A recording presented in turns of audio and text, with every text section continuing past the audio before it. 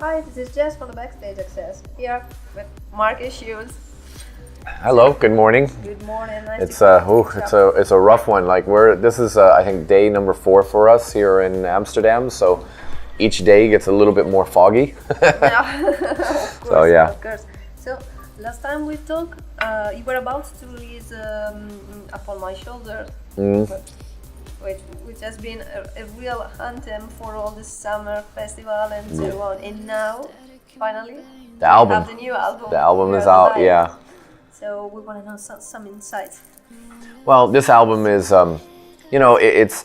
They say that your first album is a lifetime in the making. So everything from your childhood days up until the point you release your first album, all those memories, emotions, feelings go into your first album.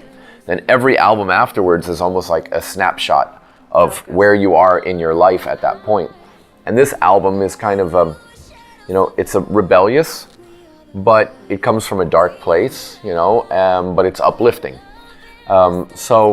With all this stuff that was going on in the world, last year I did my Dakota album, which is very introverted, me kind of what I'm thinking and how I'm processing what's going on. But this album was about us as a community, and almost like saying enough is enough, with all the stuff going on in the world. Like, we need to be the source of inspiration for the world to look at.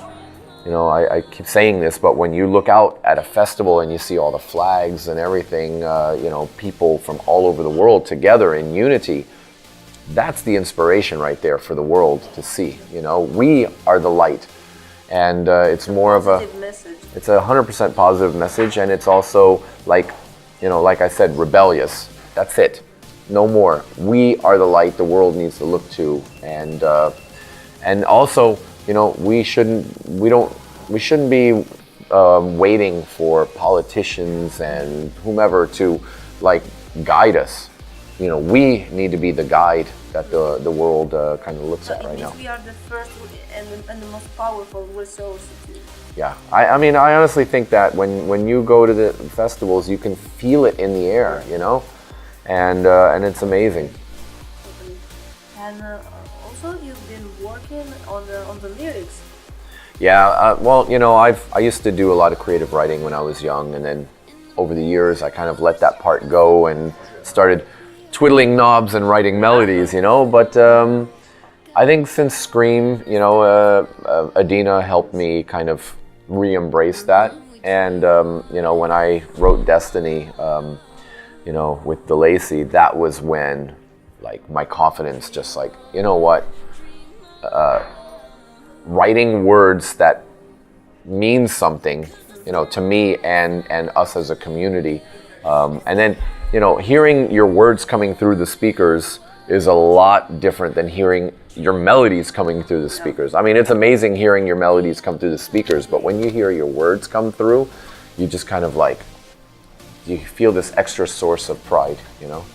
So you work with the other artists to create the lyrics together. Yeah, there's been a couple of songs. Yeah, I'll work with the other songwriters and singers, and a couple of them, The Dreamers, Adina and I wrote that one together when we were in LA, and then we presented it to Smiley, who's a good friend of ours. So, it's working with them in collaboration and also writing stuff ourselves. It's, each song has its own little story behind it.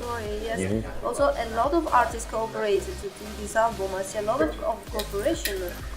Yeah, well, there's out of the 16 tracks, there's 14 vocals. So, 14 collaborations with different, artists, singers, and I don't know. It at the end of it felt like making an album with 14 of my friends, because every single one of them I have a connection with.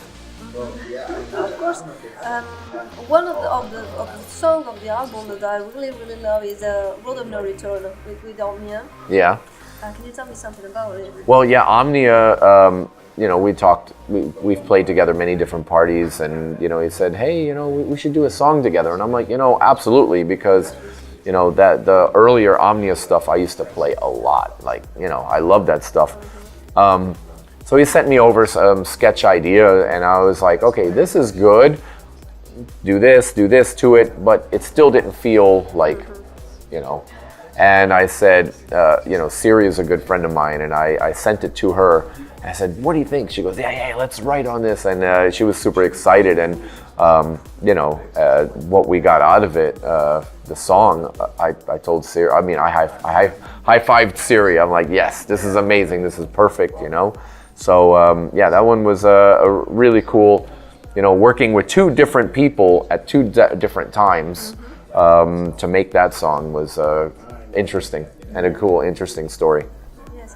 Yeah, what was, if it was a most challenging part of creating this album? I think the biggest challenge was, you know, most of the songs, if not all of them, we started with just pen and paper and a guitar or a piano. And when you write this way, the music, the songs have a soul. You know, just the chords and then the words is like a certain like raw soul there. And the biggest challenge was taking that raw soul and not overproducing, not losing it in the production. You know, I mean, I'm a producer, so I love to just throw stuff in, twist knobs, write counter melodies, you know, and interesting chord changes. But sometimes it overproduces and you lose the soul of the song, you know. And that was the biggest challenge for me. Is like I know Shoulders took me 3 months. Just because everything that I did to it was like, it sounded too much. It was taking away from what the raw soul of the song that I wanted. So sometimes less is more. Yeah, you know, and that's the interesting thing about being a producer and being a songwriter. When I would just produce other people's songs that they submit to me, and it's like, yeah, this is good for my album, and I would, you know, you just like, yeah, I'm a producer. I'm going to blow everybody's minds with my productions, and you're producing somebody else's song that they wrote for your music, you know. But when you're writing the words and you understand the soul of the song, producing that takes on a totally different kind of strategy and also different meaning. Yes.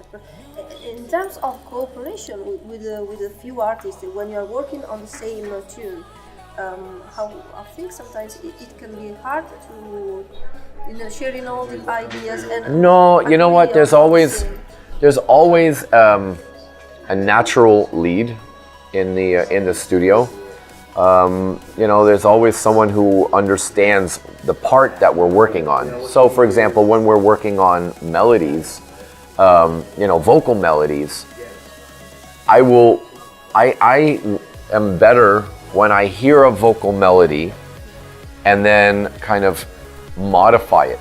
No, sing it this way, this note, that note. So almost like a coach, you know, we'll let the singer kind of find the notes, but you're kind of hearing and guiding, you know. So when sometimes it takes on that. And then in other times when you're working in the studio with collaborations, you know, everybody, we call it driving the bus, you know. Everybody should have a chance to drive the bus, get in front of the computer and make the melodies the way they hear. And then at the end of the day, when everybody's gone, I'm in the studio by myself. And I obviously have the final say. I work on the final product. You know, so it's collaborations. Collaborating can be very fun, but that also everybody has to give room to everybody else to be creative. Yeah, that's very nice. Yeah. And you were telling me this summer that probably there will be a touring following the album, but something really special. You wanted to make some date with all the artists. Yeah. We'll have some select dates where we bring out the singers and, you know, do a whole show. But I'm not going to do like a whole tour where it's like, hey, for, you know, 30 days or 30 shows in 32 days, these are the cities we're going to go to, blah, blah, blah. No, I want this to be an experience. So it has to be in the right cities, in the right venues, at the right time. You know, I want everybody to be able to kind of come and see the shows. So yeah, we're going to just take our time throughout the end of the rest of this year and next year to bring this show to the right places and make it make it something that us as a Stands community out, can something experience. very- Yeah. And you always talk about your fans, about this community. How important is that for you?